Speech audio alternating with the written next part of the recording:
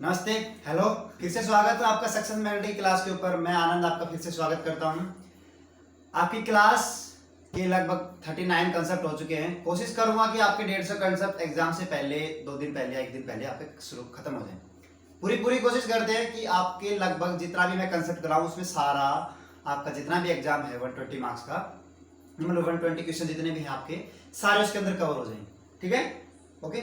तो अब बिना किसी टाइम वेस्ट किए हम अपनी क्लास को आगे बढ़ाते हैं। क्लियर है?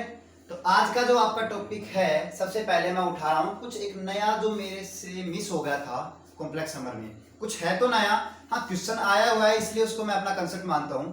ओके, तो क्वेश्चन की बात करता हूं। सबसे पहले कॉम्प्लेक्स नंबर से फर्स्ट क्वेश्चन की बात करता हूं।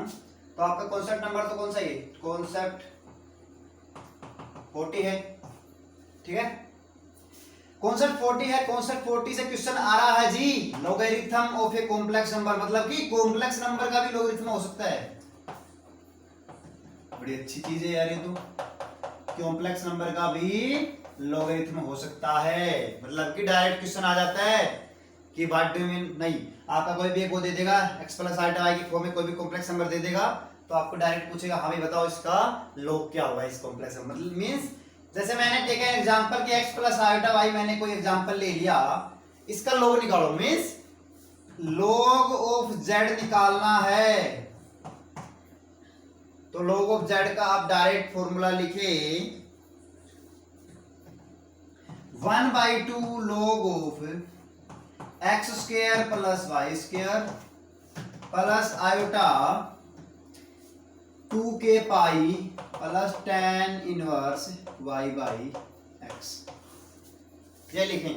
ओके, 1/2 ये आपका क्या होता है x square plus y square. यहां से क्या होगा कि मोड ऑफ z का स्क्वायर आपका क्या हो जाएगा, x square plus y square होगा, नहीं होगा बताओ मेरे को। x square plus y square तो क्या होगा आपका मोड ऑफ z हो जाता है। मोड ऑफ z का स्क्वायर क्या होगा, अगर अंडर रूट होता तो यहाँ पे जब मोड ऑफ z तो ये हो गया, और मोड ऑफ z का स्क्वायर क्या हो जाएगा आपका, ये अंडर रूट इस साइड हट जाएगा, इस साइड आ जाएगा। क्लियर है ना?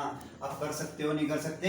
क्लियर है? कोई भी वैल्यू पुट करो, जैसे कि 3 प्लस रूट 3 आयोटा का मैं अगर निकालना चाहूं तो क्या करोगे, इसका स्क्वायर वगैरह सोल्व करोगे तो क्या है 9 प्लस 3 तो रूट 12 का स्क्वायर ही तो है, तो x square plus y square, बोलोगे x का स्क्वायर 3 रूट 3 का स्क्वायर 3, और फिर 9 प्लस 3 12 हो गया आपका। तो 12 1/2 log 12 plus iota 2k pi plus tan inverse root 3/3 कितना हो गया आपका, रूट 3/3 कितना हो गया, रूट 3/3 की वैल्यू कितनी 1/√3, और tan इनवर्स 1/√3 कितना होता है आपका, हाँ जी कितना होता है, हाँ जी कितना होता है, tan 1/√3 होता है आपका π/6 मींस 30 डिग्री। क्लियर है? तो 2 अब k की वैल्यू फर्स्ट क्वाड्रेंट के अंदर आप तो 1 ले लो, सेकंड के अंदर 2 है, ऐसे चेंज करते रहा करो। आपकी 2π प्लस में π/3, ये आपका लॉगरिथम ऑफ कॉम्प्लेक्स नंबर होता है। डायरेक्ट फॉर्मूला याद रखें, डायरेक्ट वाला फॉर्मूला आप याद रखें। क्लियर है? आज चौक से ऐसे, क्योंकि मार्कर खत्म हो गया आज हमारे पास, तो आज चौक से पढ़ा रहे हैं। क्लियर है? ओके, अच्छे से दिख तो रहा होगा भाई, कितनी लाइटनिंग अच्छे से चल रही है। ठीक है, नेक्स्ट कंसेप्ट लिखे जल्दी से, क्योंकि टाइम बिल्कुल को नहीं, हम बहुत ही स्लो चल रहे हैं मेरे हिसाब से तो, लेकिन कॉन्सेप्ट आना जरूरी होता है ना, इसलिए हम स्लो चल रहे हैं थोड़ा सा। 41 concept number 41। Okay, concept number अगर मैं 41 की बात करना चाहूं तो आपका कॉन्सेप्ट नंबर 41 किससे आता है, देखो मीन्स अगर बोले if Z1 Z2 and Z3 are the 3 vertices of an equilateral triangle, तो आपके लिए क्या करना, मतलब कि आपका कोई इक्विलेटरल ट्रायंगल है, जैसे कि ये आपकी ट्रायंगल होगी। इक्विलेटरल ट्रायंगल प्रॉपर्टी क्या होती है, ट्रायंगल सारे 60 degree,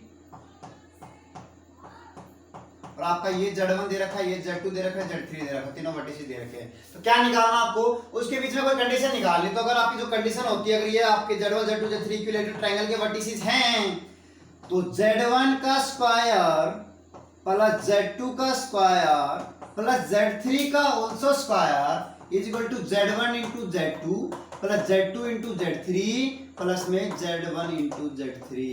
this is the required condition for equilateral triangle whereas Z1 and Z2 and Z3 are the vertices of an equilateral triangle। Got it? Clear है? मतलब अगर आपको दो वर्टिसेस दे देगा, बोलेगा कि इक्विलेटरल ट्रायंगल के वर्टिसेस हैं, आपसे पूछेगा Z3 निकालो, तो ये कंडीशन लगा के निकाल सकते हो। मेरे भैया मैंने क्वेश्चन निकाला है, मतलब ये मैंने देखा हुआ क्वेश्चन है, एनडीए में आया था मेरे टाइम पे, क्योंकि मैंने 2017 में भी एग्जाम दिया हुआ है। ठीक है, तो 2017 के कुछ एग्जाम में पूछा था, पता नहीं 16 में था या 18 में, कुछ ऐसे था। ओके, आप चेक कर सकते हो कौन सा एग्जाम में था।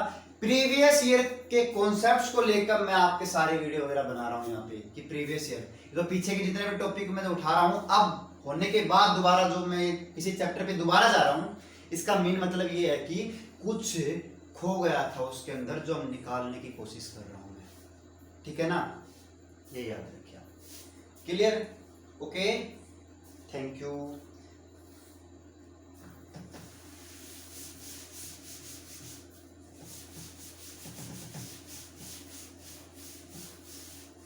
फोर्टी 42 लिखता हूं इसका।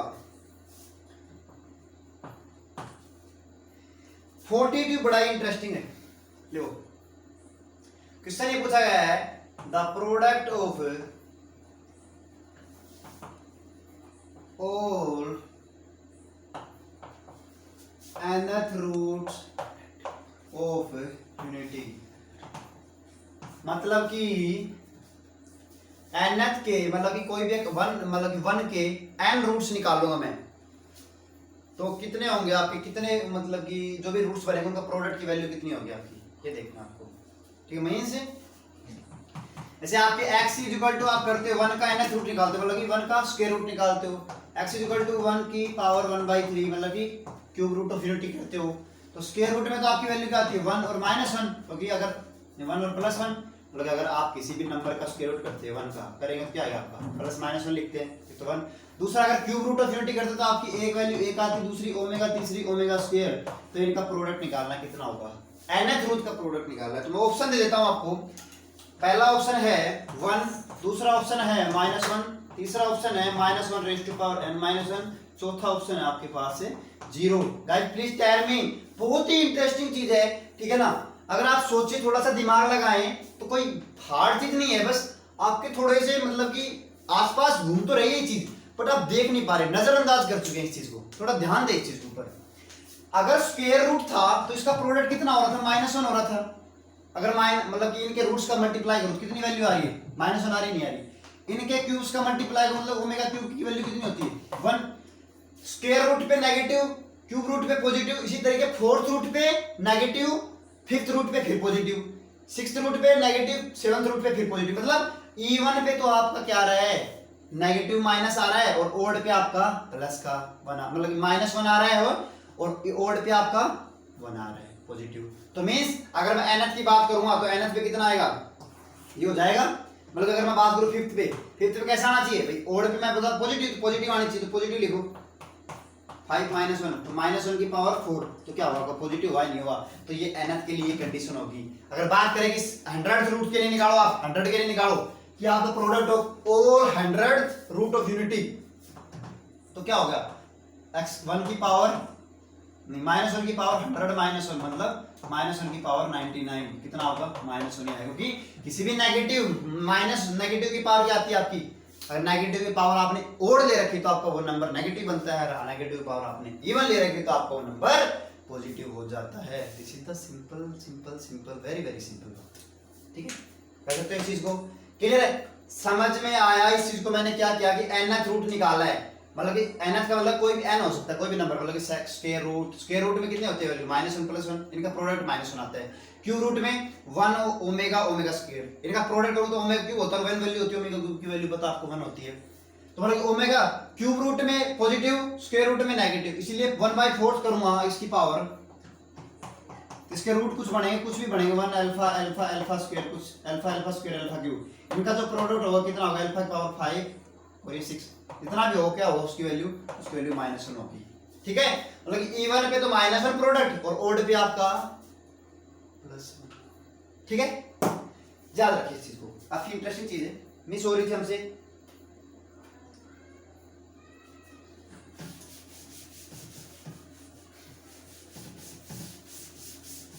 अब प्रोडक्ट की बात होगी, अब मैं सम की बात कर लेता हूं।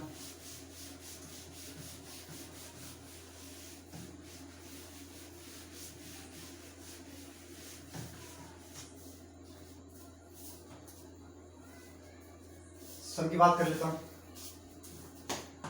देखो, द सम ऑफ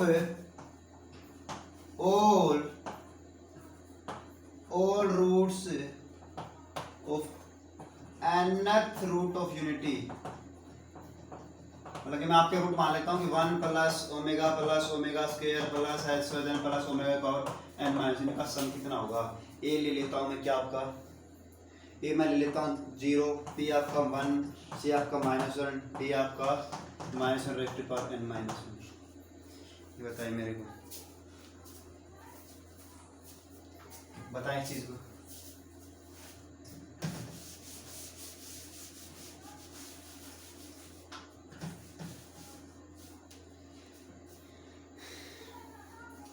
तो क्या हुआ, कहीं भी आपने देखा है मैं कभी स्क्वायर रूट निकालो या आपका क्यूब रूट निकालो, देखो सुनो, तो मैंने जिसका भी आपको उनका सम किया था कितनी वैल्यू आती है, स्क्वायर रूट करता हूँ तो मतलब कि 1 का अगर स्क्वायर रूट करूँ तो वैल्यू कितनी आती है, +1 और -1 आती नहीं आती। 1 का स्क्वायर रूट करता हूँ वैल्यू -1 +1, इनका सम करूँगा तो इनके रूट्स का कितनी वैल्यू आ रही है, 0। ठीक है जी। क्यूब रूट करता हूँ 1 ओमेगा और ओमेगा स्क्वायर, इनका सम करता हूँ कितनी वैल्यू आती है, 1 + ओमेगा स्क्वायर वैल्यू कितनी होती है, 0। मेरे भैया अगर किसी भी nth क्यूब रूट, मतलब कि किसी का भी क्यूब रूट करो, मतलब कि किसी का भी nth रूट करो आप, 1 का करते हो, चलो ठीक है, 1 का अगर आप nth रूट निकालते हो आप, उसका सम हमेशा ऑलवेज, उनका सम जो भी रूट होते हैं उनका सम ऑलवेज 0 होता है। फोर्थ रूट आएगा, अगर फोर्थ निकालो तो जाता है वो 1 alpha square plus alpha cube, इनकी वैल्यू कितनी होगी, ऑलवेज 0 होगी सभी की, याद रखना। तो इनकी वैल्यू टोटल कितनी होगी, nth सम कितना होता है, ऑलवेज nth रूट का 0 होता है, याद रखें सभी, ठीक है ना, इस चीज को क्लियर है कि nth, अगर nth मतलब कि आपके n रूट हो जाएंगे, अगर आपका क्यूब रूट होता तो मतलब थर्ड रूट, तो क्या 1 + ओमेगा स्क्वायर की वैल्यू 0 होती है, 1 + omega square plus omega cube, this is also 0। Clear है। थोड़ी सी अब की बात है, लेवल थोड़ा आपके एनडीए तक का ही है, ज्यादा नहीं है, बस ध्यान देने की बात है ओनली। क्लियर है, ध्यान दे जरा इसके ऊपर।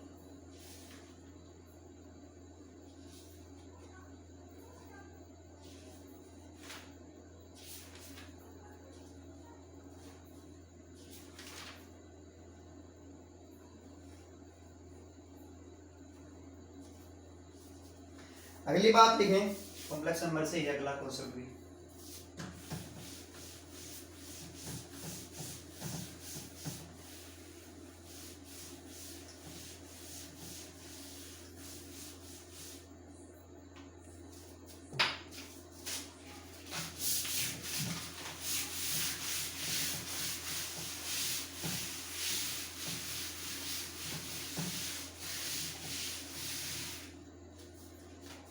देखें,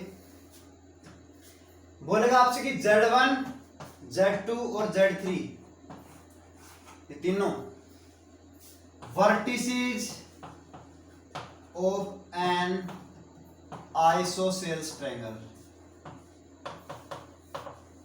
आइसोसेल्स ट्रायंगल के वर्टिसेस है ये, ठीक है ना। तो आपकी कंडीशन क्या होगी आइसोसेल्स कंडीशन में, तो याद रखना गाइस, आइसोसेल्स ट्रायंगल क्या होती है, जिसकी दो साइड इक्वल होती है, एक आपकी अनइक्वल होगा, दो साइड है जिसके साथ तीसरी साइड है जो अनइक्वल, उसके साथ एंगल भी क्या बनाती है, इक्वली बनाती हैं, वो 60 डिग्री नहीं होते, वो कुछ भी हो सकती है, थीटा भी थीटा ही होता है, याद रखना। क्लियर है, इसका पता नहीं कितना होता है, ओके, वो तो कितना हो सकते हैं।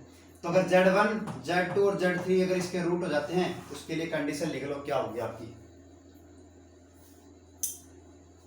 उसके लिए कंडीशन होगी Z1 - Z3 का whole square is equal to Z1 - Z2 into Z2 - Z3 इसका 2 टाइम्स, कंडीशन होगी। मतलब आपको Z1, Z2 और Z3 पूछ लेता है कई बार कि भाई 2 दे देगा तो तीसरा पूछेगा, ठीक है ना, या तीनों दे देगा, इसके अंदर बोल देगा P + iota 2 iota p plus 2 iota, इसके अंदर 3 प्लस 4 आयोटा, इसके अंदर कुछ प्लस कुछ आयोटा को जो भी होगा यहाँ से p की वैल्यू निकाल लेगा, बोल देगा भाई p की वैल्यू निकालो कि आपके इक्विलेटरल ट्रायंगल की आपकी वर्टिसिस चाहिए, इक्विलेटरल ट्रायंगल के आपके वर्टिसिस चाहिए।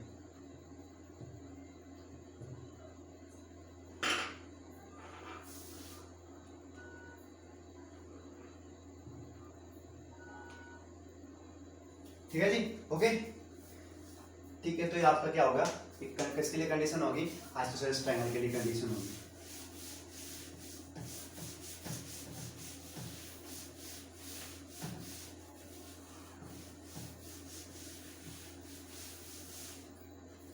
Next concept number 44।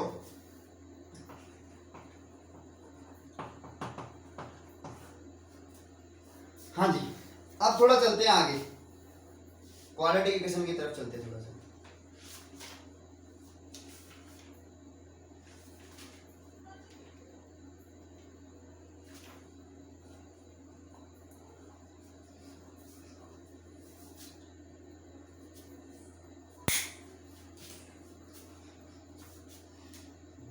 Quadratic equation से अगर मैं बात करूं तो आपका क्या हुआ क्वेश्चन है, जैसे बोल देगा if 2x square plus 4x plus 7 is equal to 2x square equal to 0, then find the value of alpha upon में बीटा प्लस में बीटा अपॉन में अल्फा, इसकी वैल्यू निकालनी है। थोड़ा चेक कर लो आप इसको कि क्या है।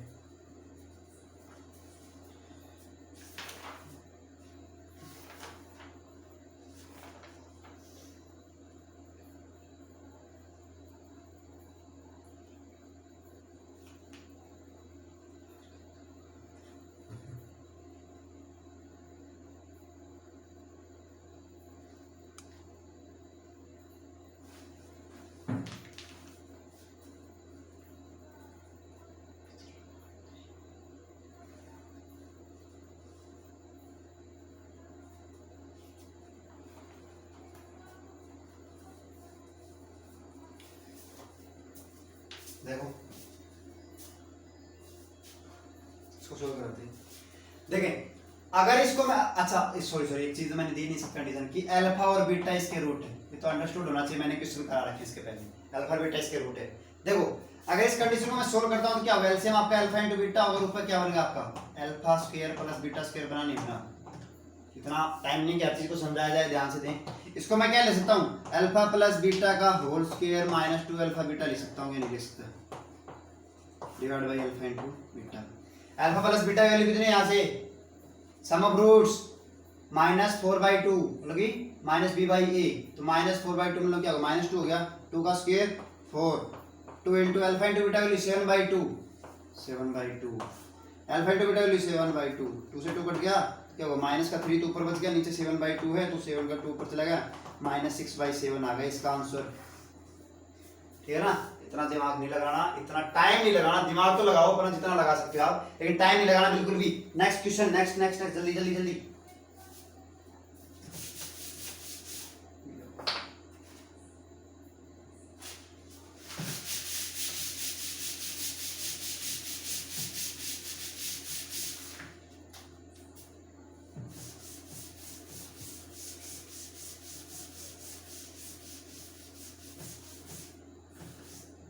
Concept number 45।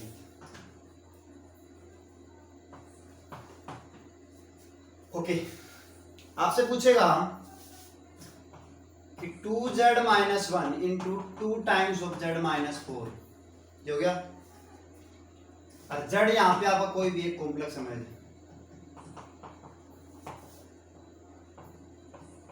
z complex, then find the locus of z, z का लोकस बताना है, मतलब कि क्या होगी लोकस, क्या ज्योमेट्री बनेगी। लोकस मतलब ऐसे कि हम नहीं बोलते सर्कल के डेफिनेशन बोलते हैं, it is a locus of A point which moves in A space that the distance between the fix point and the moving point always will be constant. कहीं भी घुमा लो वो आपके फिक्स पॉइंट से जो आपका सेंटर होता है, and the fix point is called as क्या, centre of the circle and the constant distance is called the radius of the circle. अगर इसको स्पेस में मूव कराओगे इस मूविंग पॉइंट को इसके फिक्स पॉइंट से बांध के तो क्या बनता है आपके सर्कल की ज्योमेट्री बन जाती है, मतलब कि वो ऐसे पॉइंट का फोकस होता है, जैसे फिक्स पॉइंट से और मूविंग पॉइंट से डायरेक्ट डिस्टेंस कांस्टेंट रहती है, तो जो ज्योमेट्री बना होगा वो बन जाएगी। ठीक है, देखो इसको सोल्व करने का तरीका, आप जड़ की जगह सीधे सीधे पुट किया करो x प्लस आयोटा वाई। ठीक है, x प्लस आयोटा पुट करो यहाँ पे, तो क्या होगा 2 into x plus iota y minus 1, और यहाँ पे 2 into x plus iota y minus का 4। इसका मोड निकालें तो क्या आएगा, इसका 2x प्लस में 2 आयोटा वाई माइनस 1 है आपका, और ये 2 इंटू एक्स माइनस 4 प्लस का आयोटा वाई। अगर रियल पार्ट ये इमेजिनरी ये रियल पार्ट यहाँ पे 2x माइनस 1 और इमेजिनरी पार्ट 2y है, तो इसका स्क्वायर करूँगा तो 2x माइनस 1 का स्क्वायर प्लस 2y का स्क्वायर, उसका अंडर इसका मोड तो ये हो गया। इसका निकालोगे तो मोड x माइनस 4 का स्क्वायर प्लस में y स्क्वायर, इसका ये हो गया। दोनों साइड स्क्वायर कर दो तो क्या वैल्यू बन जाएगी, स्क्वायर से स्क्वायर रूट हट जाएंगे, बट इसका कितनी हो जाएगी वैल्यू 4 हो जाएगी।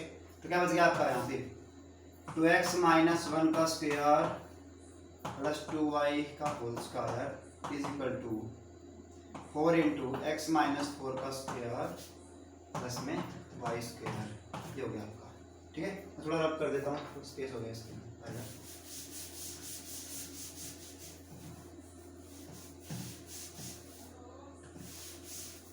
देखो यहाँ पे अगर इसका मैं स्क्वायर ओपन करता हूँ तो वैल्यू कितनी बनती है 4x स्क्वायर प्लस 1 माइनस का 4x, और इस ये वाली 4y स्क्वायर, और बराबर में इस साइड क्या बन रहा है 4 into x square plus 1 plus 2x plus में y स्क्वायर।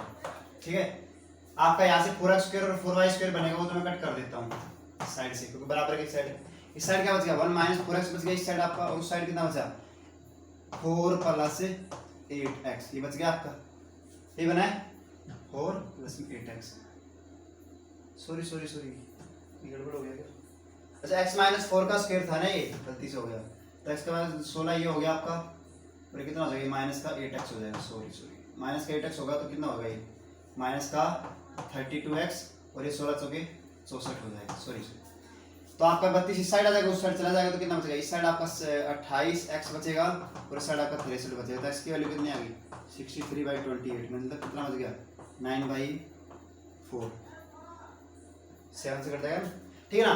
तो आपकी ओनली x की वैल्यू ये बना आपका आखिरी में जाके, तो ये किसकी लाइन होती है, किसकी इक्वेशन होती है, ये लाइन ये खींच दी मैंने 9/4 के ऊपर, किसकी इक्वेशन होती है आपकी स्ट्रेट लाइन की, जो किसके पैरेलल है y एक्सिस के पैरेलल। तो आपका लोकस क्या होगा z का, it is a locus of a straight line which is parallel to the y axis, x equal to 9/4। ऐसे क्वेश्चन भी आ सकते हैं आपके पास, ठीक है, थोड़ा टिपिकल टाइप में ऐसे क्वेश्चन बन सकते हैं आपके पास, लेकिन आपको स्पीड और फुर्ती रखनी दोनों चीजें, ठीक है, तो आपको ध्यान रखना है इन चीजों का, ठीक है।